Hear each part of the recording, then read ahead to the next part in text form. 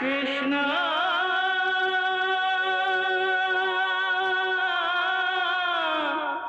कृष्णा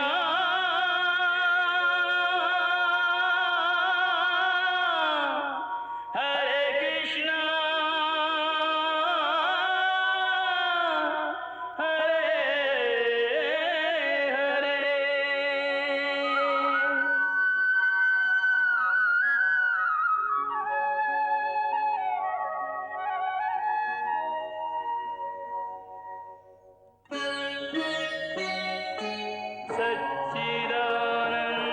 सच्चिदानन्दरूपाय विश्वोत्पत्त्यादिहेतवे तापत्रयविनाशाय श्रीकृष्णाय वयं नमः।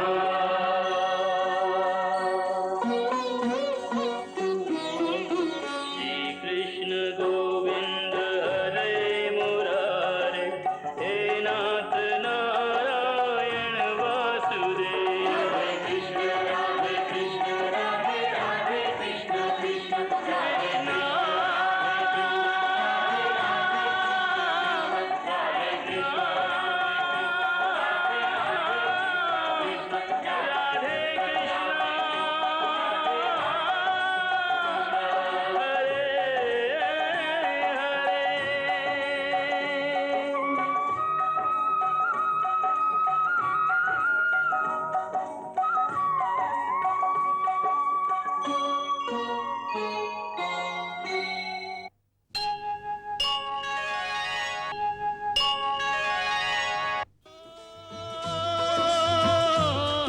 जगत से गानी हुई मन में, चले हैं राजा बन जोगी वन में, चले हैं राजा बन जोगी वन में।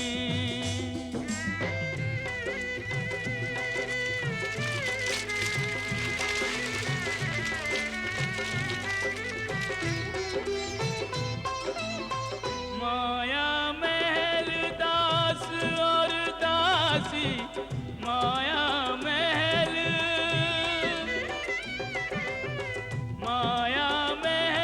दास और दासी, त्याग चले बनकर सन्यासी, मोक्ष प्राप्ति का यत्न करेंगे, डूब निरंजन में, चले हैं राजा बन जोगी वन में।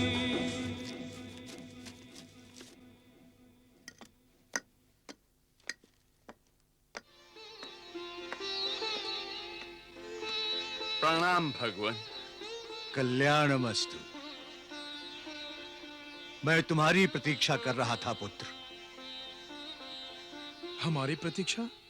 हाँ पुत्र, मैंने अपनी दिव्य दृष्टि से तुम्हें पहले ही देख लिया था कि तुम पांचों मेरे पास आ रहे हो, इसलिए मैंने तुम्हारी कुटिया भी तैयार कर दी है।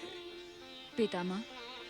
ना पुत्री ना, इस आश्रम में किसी भी विकारों को स्थान नहीं है, किसी भी भावना को स्थान नहीं है।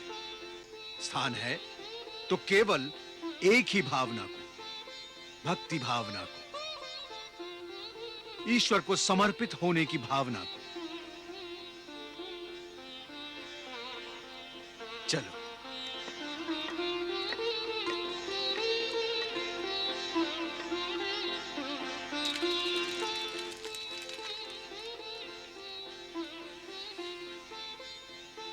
यहां जो भी आता है अपने विकारों और मोह माया को त्याग कर ही आता है।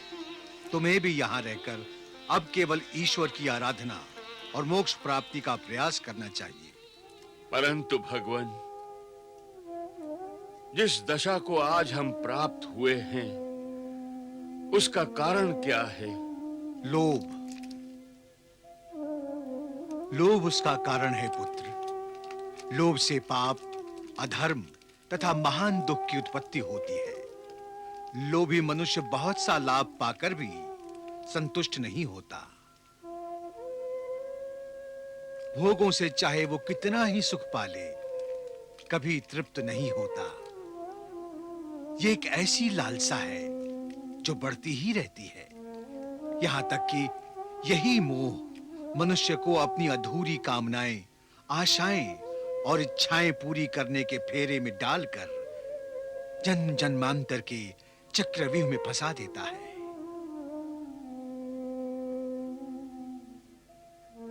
इसलिए पुत्र, अपने मन और इंद्रियों को काबू में कर लो, फिर ईश्वर की आराधना करने से परम शांति प्राप्त होगी।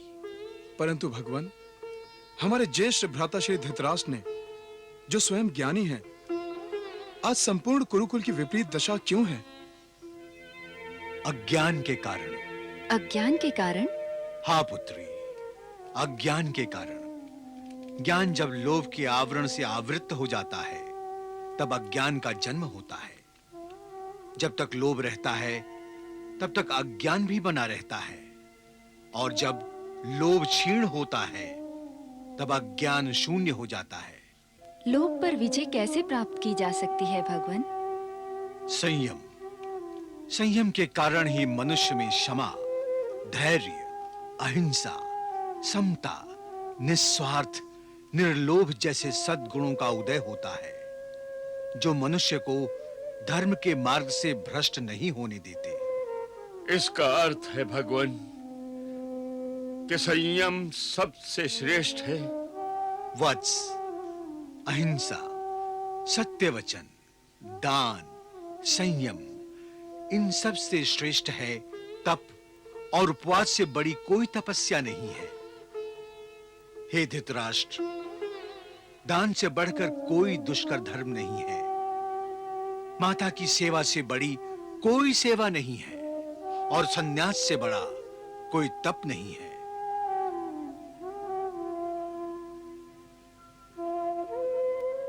इसलिए तपस्या करो, क्योंकि ऋषि, किन्नर, देवता, मनुष्य, पशु पक्षी तथा दूसरे भी जो चराचर प्राणी हैं, वे सब भी तपस्या में ही तत्पर रहते हैं। तपस्या से ही उन्हें सिद्धि प्राप्त होती है, और देवत्व भी प्राप्त किया जा सकता है, और सबसे बढ़कर ये कि तपस्या से ही मोक्ष की प्राप्ति हो सकती है। इसलिए हे कुरुश्रेष्ठों, इस आश्रम के पवित्र वातावरण में तपस्या करके रास्ते में आने वाले भवसागर को पार करो और अपना उद्धार कर लो।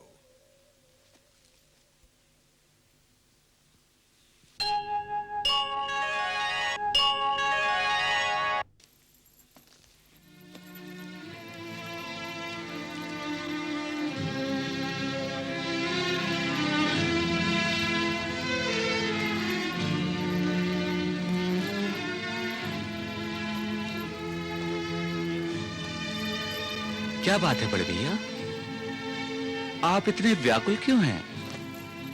केशव, जब से ताश्री धृतराष्ट्र, माता गांधारी और माता कुंती वनवास गए हैं, तब से मैं इस राजमहल में अकेलापन महसूस कर रहा हूं। ये सब भाग्य का खेल है। कभी वो बिछड़ों को मिला देता है, तो कभी वो सबको अलग कर देता है। देखो ना, वो सब तो चले गए, और अब मैं भी द्वारिका जाना चाहता हूं। नहीं नहीं केशव, ये तुम क्या कह रहे हो? मैं तुम्हें द्वारिका जाने की अनुमति नहीं दे सकता। क्षमा करें महाराज। क्या बात है प्रहरी? भगवान वेदव्यास जी भेंट करने के लिए उपस्थित हुए हैं। भगवान वेदव्यास? मैं आ गया हूं पुत्र।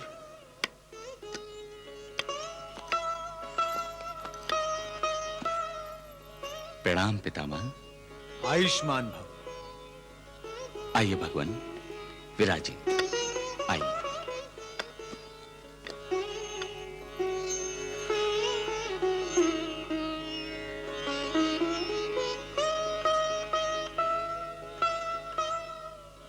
भगवान, आप अच्छे समय पर आए हैं।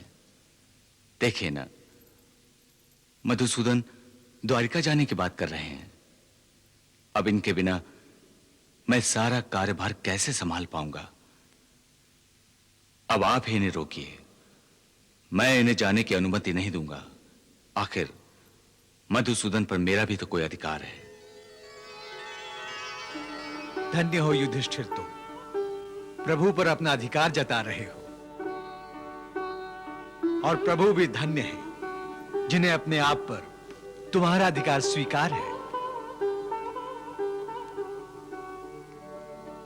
युधिष्ठिर, मैं प्रभु की इच्छा से ही तुमसे मिलने के लिए हस्तिनापुर आया हूं।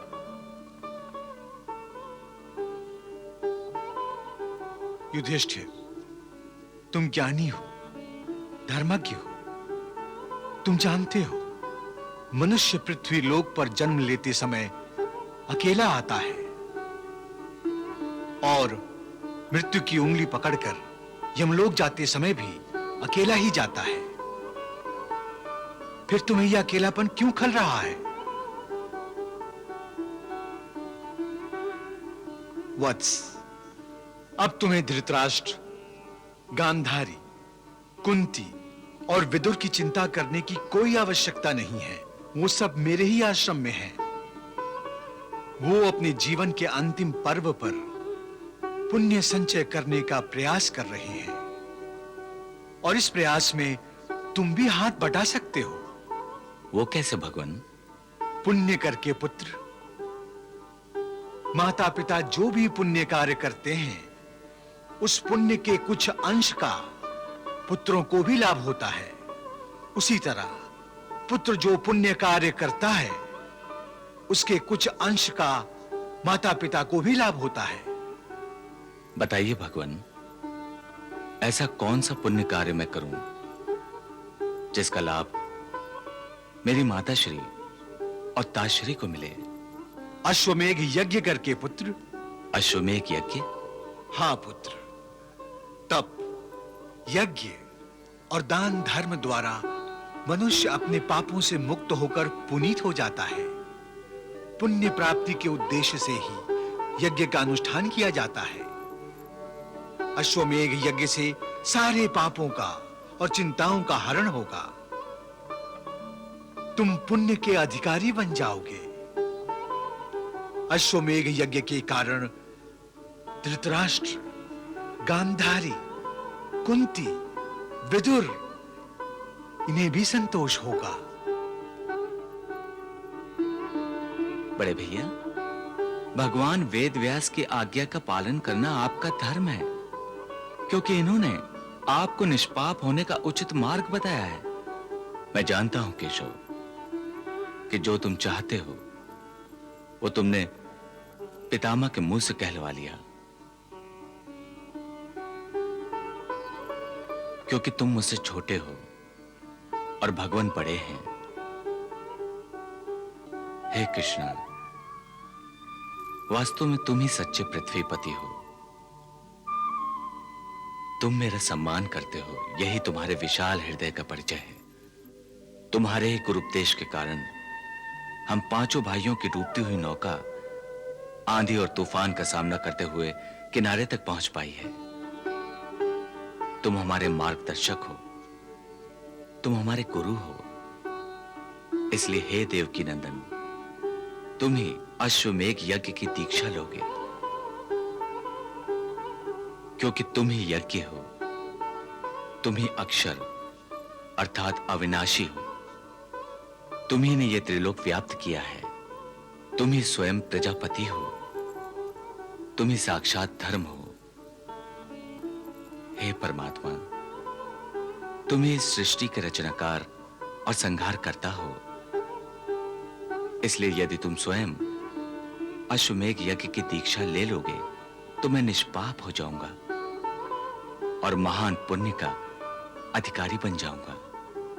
हे धर्मराज, आप मेरे बड़े भाई हैं, और बड़े भाई के होते हुए छोटा भाई कैसे यज्ञ कर सकता है? और जब बड़ा भाई यज्ञ करता है तो उसके छोटे भाई को यज्ञ का पुण्य अपने आप ही प्राप्त हो जाता है।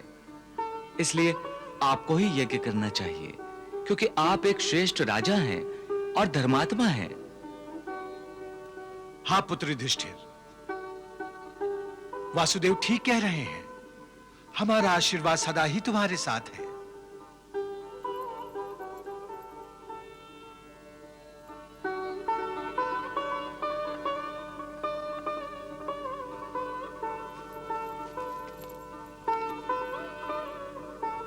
प्रणाम केशव।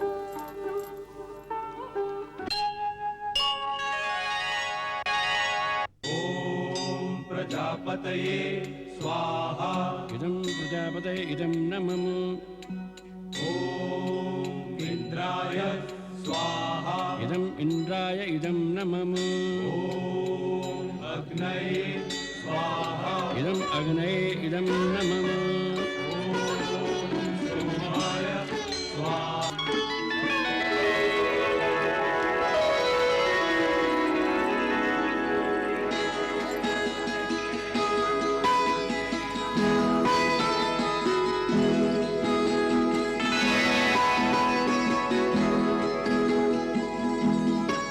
हे वासुदेव,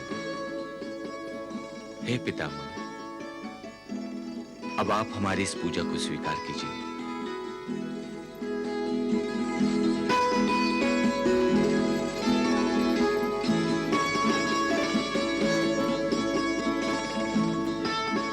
प्रणाम वासुदेव।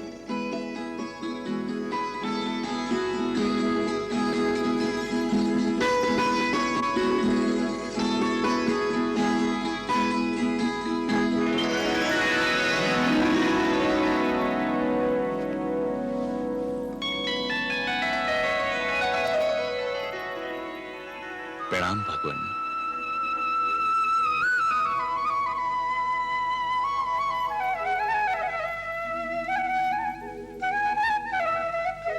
हे भगवान, अब आप हमें अश्वमेध यज्ञ करने की दीक्षा दीजिए।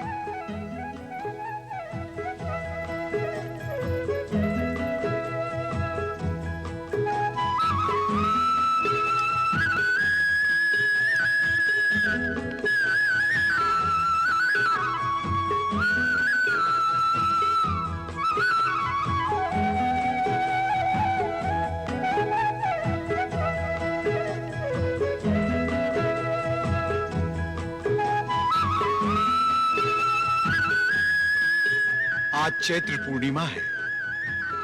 इस शुभ दिन पर मैं तुम्हें अश्वमेध यज्ञ की दीक्षा देते हुए प्रसन्न हूं। हे युधिष्ठिर, यज्ञ के इस घोड़े की पूजा करो और बाद में इसे पृथ्वी लोक के संचार के लिए छोड़ दो। जो आज्ञा भगवान।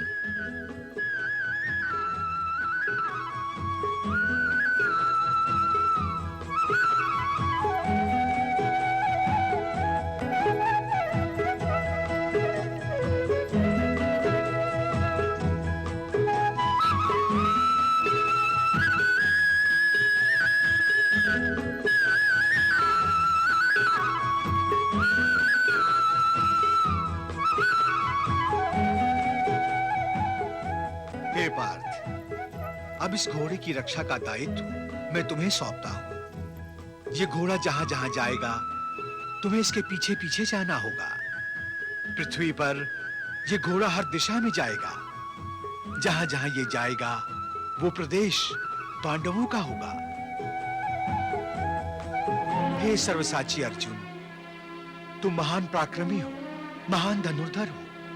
तुम्हारे पास दिव्य अस्त्रों का भंडार है। दिव्य गांडीव धनुष और अक्षय तुनीर है।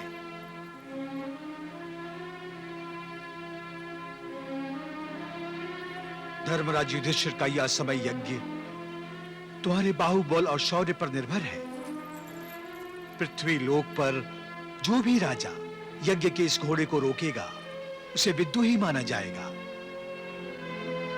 इस घोड़े को रोकना ही महाराज युधिष्ठिर को चुनौती देना होगा। तुम जानते हो इस दुस्साहस का कैसे उत्तर देना होगा। जानता हूं भगवान। महाराज युधिष्ठिर के विरुद्ध उठने वाले सर को मुझे अपने बाहुबल से झुकाना होगा। हाँ, और सभी राजाओं के सरों को महाराज युधिष्ठिर के चरणों में झुकाकर इस अश्वमेध यज्ञ को संपन्न करना होगा। आपकी आज्ञा का पालन होगा भगवान। अब आज्ञा दीजिए बड़े भैया। अर्जुन, मैं जानता हूं कि तुम्हारे होते हुए इस अश्व को रोकने का साहस कोई नहीं करेगा। फिर भी यदि युद्ध अनिवार्य हुआ तो युद्ध अवश्य करना। मैं ऐसा ही करूंगा बड़े भैया। जाओ अर्जुन, विजयी भव।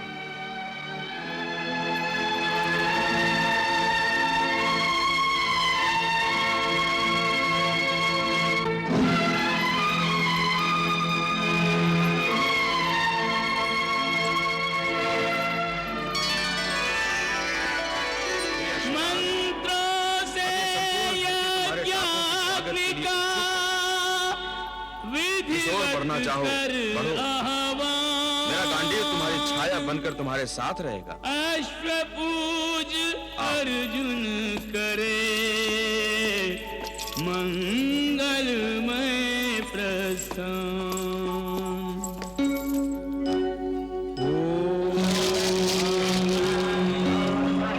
अमृतराभिजवः सन्तु पन्थः ये भी सखायो यन्तु नोर्वरीयम् समर्यमासं भगुनो निलीला सञ्जासपत्यं तुयमस्तु देवाः सञ्जासपत्यं तुयमस्तु देवाः। पांडुकुल कीर्ति बढ़ाने को निकला अर्जुन विजय ध्वजा चहुदिश फहराने को। निकला अर्जुन विजय ध्वजा चहुदिश फहराने को। जला अश्वमेध के हेतु पार्थ हो अश्वारूढ़ चला। अश्वमेध के हेतु पार्थ हो अश्वारूढ़ चला। पांडुकुल कीर्ति बढ़ाने को निकला अर्जुन विजय ध्वजा चहुदिश फहराने को।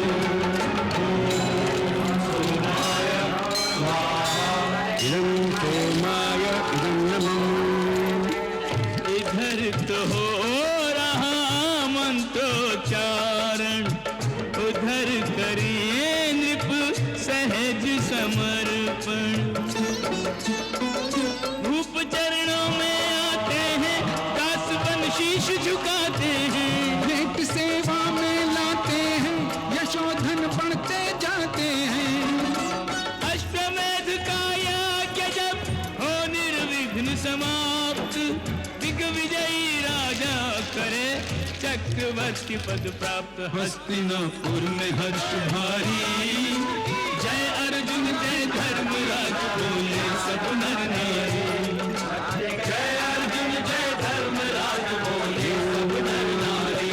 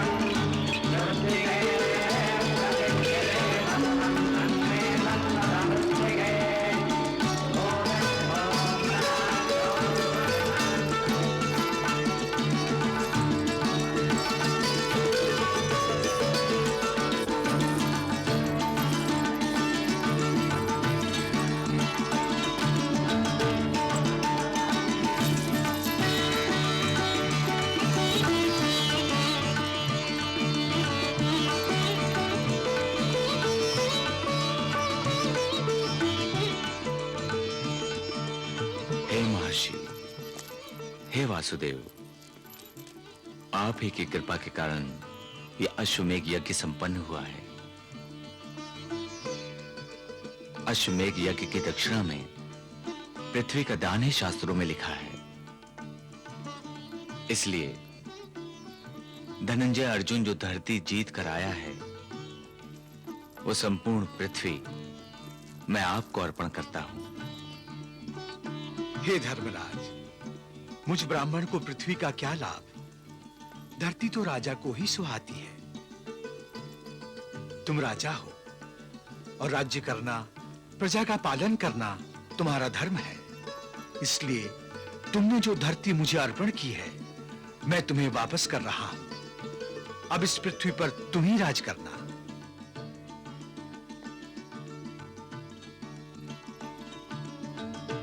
हे युधिष्ठिर, अब तुम सभी ब्राह्मणों को दक्षिणा देकर और दान धर्म करके सभी का आशीर्वाद ग्रहण करो।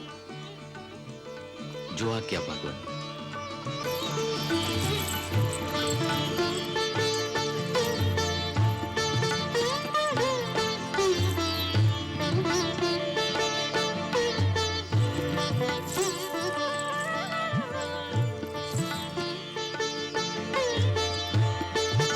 आप जैसा दयावान राजा इस पृथ्वी पर दूसरा कोई नहीं है।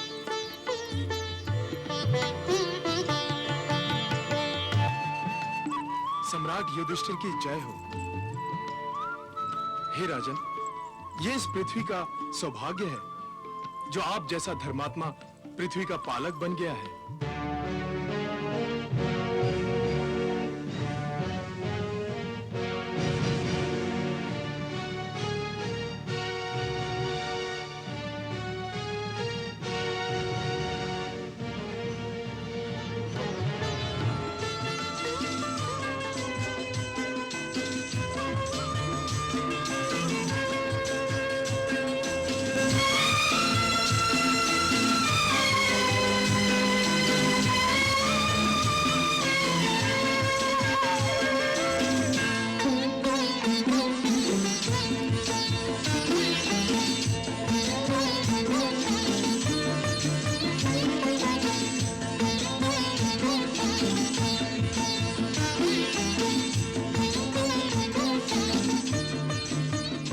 लाखों लोग भोजन करके जा रहे हैं।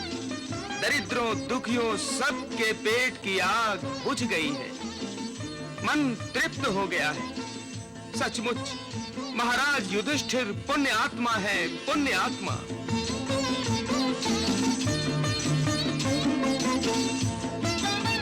धर्मराज, आप 100 वर्ष तक राज करें। हमारा आशीर्वाद सदा आपके साथ रहेगा।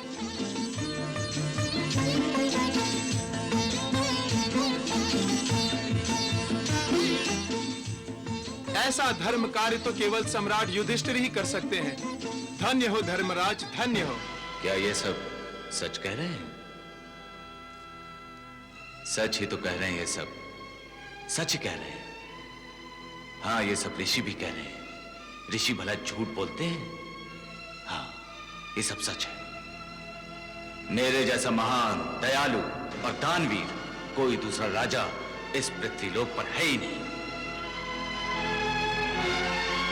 मैं ही इन धरती वासियों का तारक हूं और मैं ही इन सब का पालक हूं और मैं ही इन सब का भगवान हूं। मैं ही इन सब का ईश्वर हूं। हे अंतर्यामी, धर्मराज के अंतर की ये वाणी सुन रहे हैं ना आप? प्रभु, यह आपकी कैसी लीला है? युधिष्ठिर जैसा स्थिर बुद्धि महात्मा जो विनम्रता की मूरत था, वो भी अहंकार के अधीन हो गया है। महर्षि व्यास, मनुष्यों का विकारों के अधीन होना सहज ही है। वो अपने आप को पृथ्वी का पालक समझ रहा है, ईश्वर से बराबरी करने की धृष्टता दिखा रहा है। प्रभु, युधिष्ठिर आपका भक्त है, रिश्ते में वो आपका बड़ा भाई है। क्या आप उसके अहंकार का नाश नहीं करेंगे? करूंगा, अवश्य करूंगा।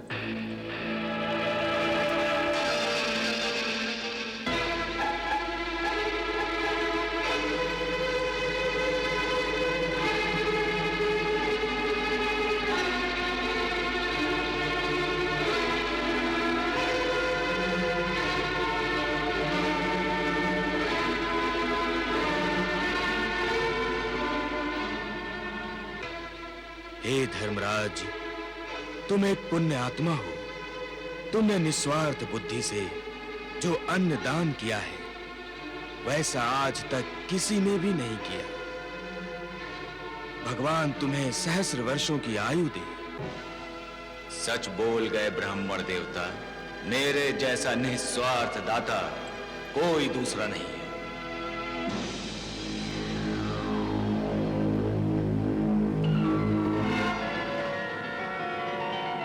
नहीं है धर्मराज, ये सत्य नहीं है, ये सत्य नहीं है।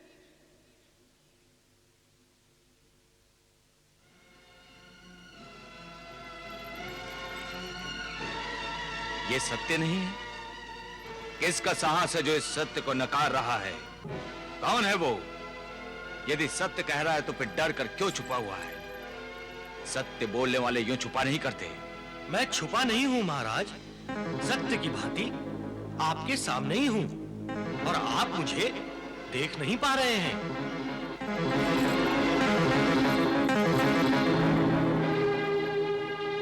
अरे, बोलने वाला नेवला, वो भी आधा शरीर सोने का। हाँ धर्मराज, मैंने ही आपके दान धर्म को निस्वार्थ मानने से इनकार किया है। परंतु मैंने तो यह सब कुछ अपने किसी भी स्वार्थ की पूर्ति के लिए नहीं किया है। इसका प्रमाण अभी मिल जाएगा, यदि आप मुझे आज्ञा दें।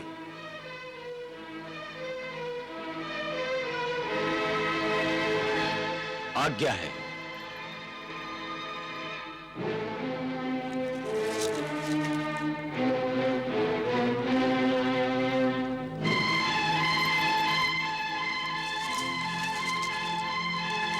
रुक जाओ, हे विचित्र प्राणी, रुक जाओ। आप एक नेवला होकर भी मनुष्य की वाणी में बोल रहे हैं। अवश्य आप कोई महात्मा हैं, परंतु आप भोजन किए बिना कहां जा रहे हैं? यदि आप भोजन किए बिना यहां से चले गए तो यह धर्मात्मा पांडवों का अपमान होगा, और आप ही ने तो आज्ञा मांगी थी भोजन करने की। मैं यहां भोजन करने नहीं, इस यज्ञ की महानता की परीक्षा करने आया था। तो फिर कर ली आपने परीक्षा? हो गया आपको इस यज्ञ की महानता का परिचय?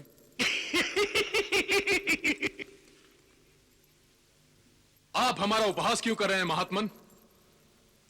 इसलिए कि जिस यज्ञ को आप महान समझ रहे हैं, वो यज्ञ महान नहीं है।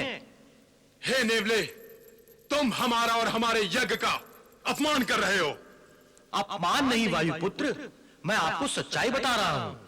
महाराज युधिष्ठिर का ये यज्ञ महान नहीं है। महान नहीं है? यह आप क्या कह रहे हैं?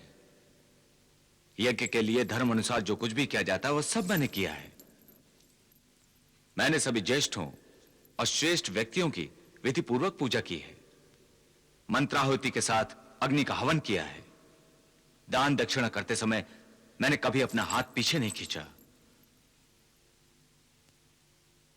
मेरी दान दक्षिणा से अपनी झोलियां भरने वाले सभी प्राणियों आदि ने इस यज्ञ की महानता के एक सुर में गुण गाए हैं, और आप कह रहे हैं कि यह यज्ञ, यह दान महान नहीं, तुच्छ है।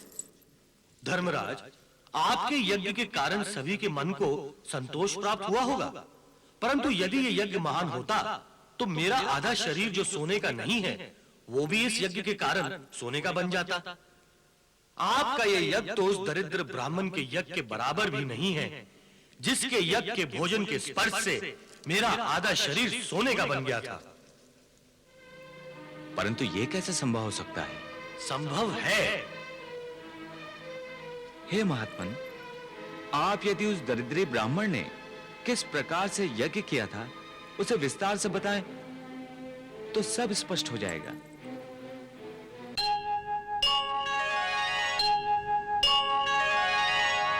जैसी आपकी आज्ञा प्रभु।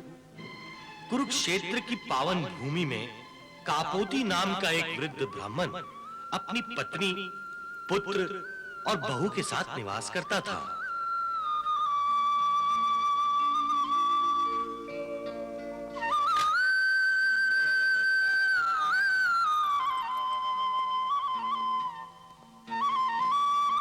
हे प्रभु, तुम्हारी बड़ी कृपा है, आज तक कोई भी याचक मेरे द्वार से खाली हाथ नहीं लौटा। इसके आगे भी कोई भी याचक खाली हाथ ना लौटे, बस यही मेरी आपसे विनती है।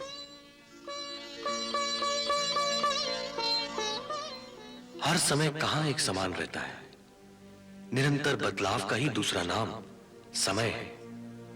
कुछ वर्षों बाद समय ने कुछ ऐसा पलटा खाया कि हरे भरे खेत वीरान हो गए। न जानवर के लिए घास फूस बचा, न मनुष्य के पेट की आग बुझाने के लिए अनाज ही रहा। ऐसा सूखा पड़ा कि हर ओर भुखमरी ही भुखमरी थी। कापोती के घर में भी अनाज का एक दाना नहीं था। उसके जीवन में एक समय ऐसा भी आया कि 6 दिनों से सारे परिवार ने एक अन्न का दाना तक नहीं खाया। कापोटी और उसका परिवार भी दरिद्रता के अंत तक पहुंच गया था। बड़ी ही मुश्किल से खेत की मिट्टी खंगाल खंगाल कर कापोती सेतु दाने के बीज ले आया। बड़ी मुश्किल से 6 दिनों बाद एक समय का भोजन तैयार हुआ।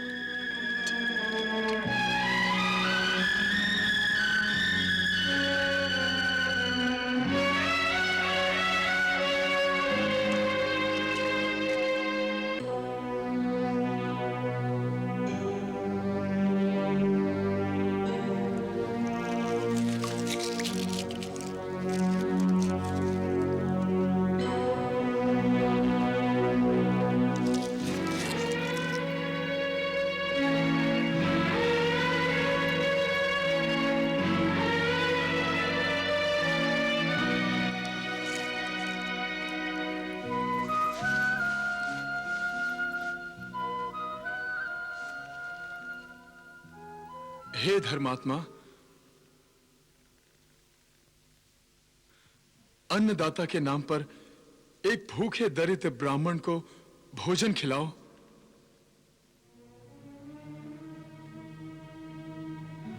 अन्न का दान करके पुण्य कमाइए, भूखे ब्राह्मण का आशीर्वाद लीजिए।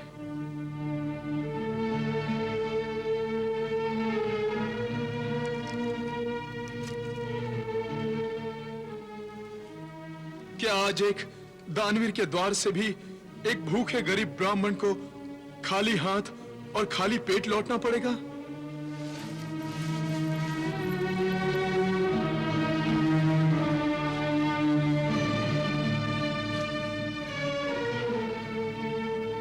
हे महोदय, आप इस घर के स्वामी हैं। मैं आपके घर पर एक अतिथि बनकर आया हूं। सुना था आपके द्वार से कभी कोई खाली हाथ नहीं लौटा, परंतु आज देख लिया, जो सुना था वो झूठ था। महात्माओं ने ठीक ही कहा है, मनुष्य को कानों से अधिक आंखों पर विश्वास करना चाहिए। रुक जाइए विप्रवर, रुक जाइए। आज तक कोई भी मेरे द्वार से यूं निराश होकर नहीं लौटा। आइए, मेरे घर में आपका स्वागत है। आपकी सेवा का लाभ हमें मिल गया, हम धन्य हो गए। आइए आइए, पधारिए पधारिए, विराजिए।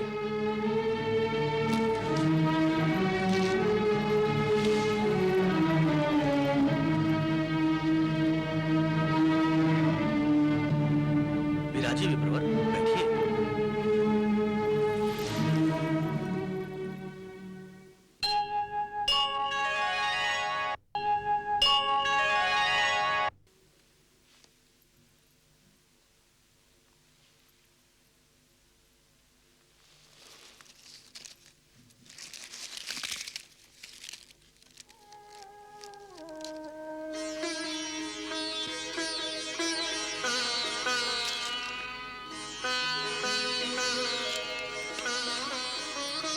लीजिए विप्रवर, इस सत्तू का स्वीकार कीजिए और हमें अनुग्रहित कीजिए।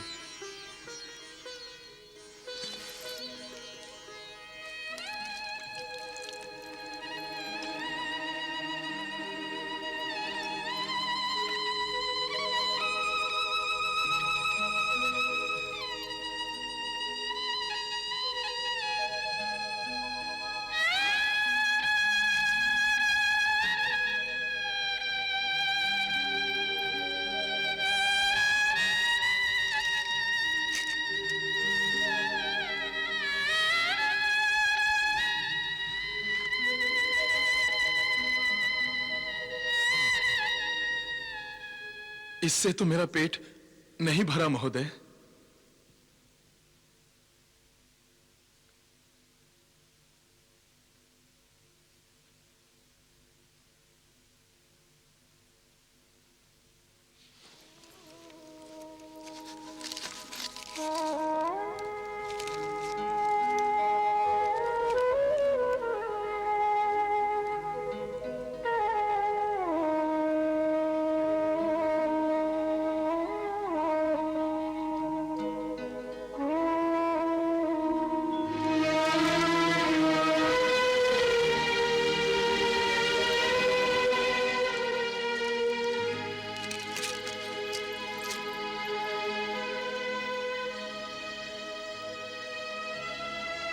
लीजिए ब्राह्मण देवता, इससे आपकी क्षुधा शांत हो जाएगी।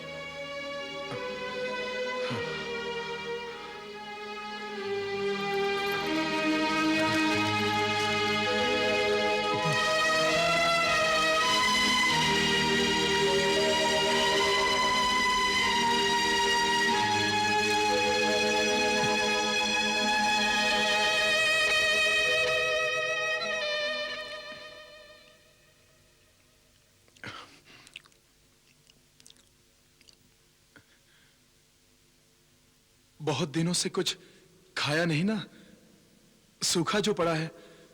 अब भोजन मिला है तो भूख शांत होने में ही नहीं आती।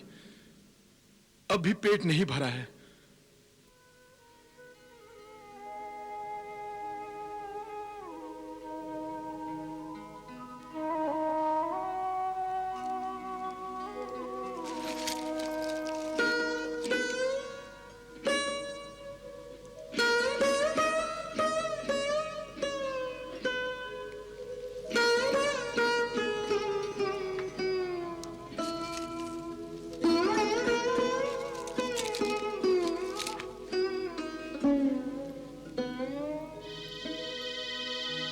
लीजिए अतिथि देवता, कृपया आप रुष्ट मत होइए।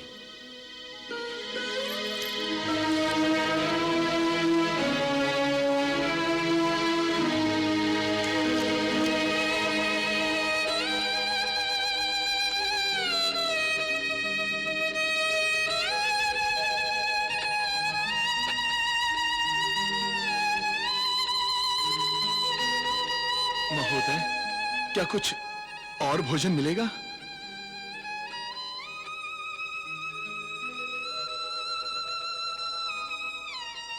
ऐसा लगता है मुझे भूखा ही उठना पड़ेगा।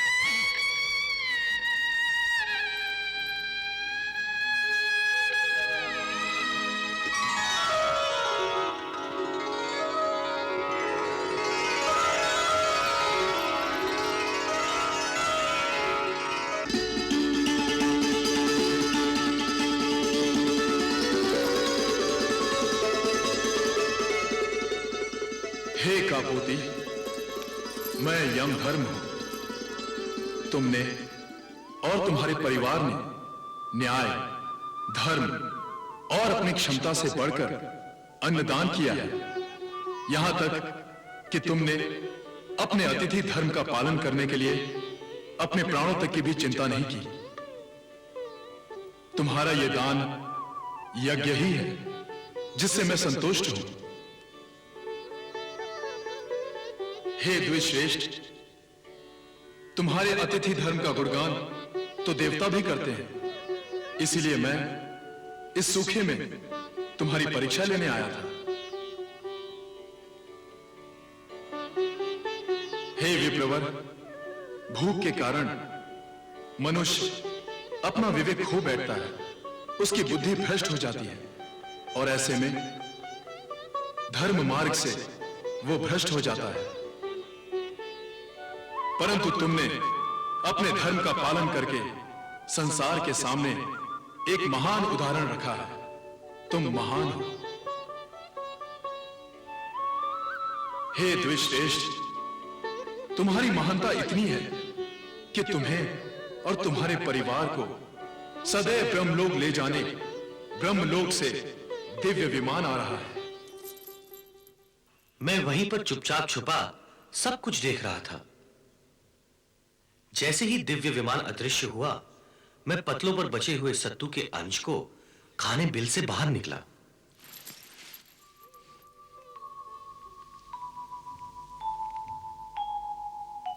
बचा हुआ सत्तू खाते ही मेरा आधा शरीर सोने का हो गया।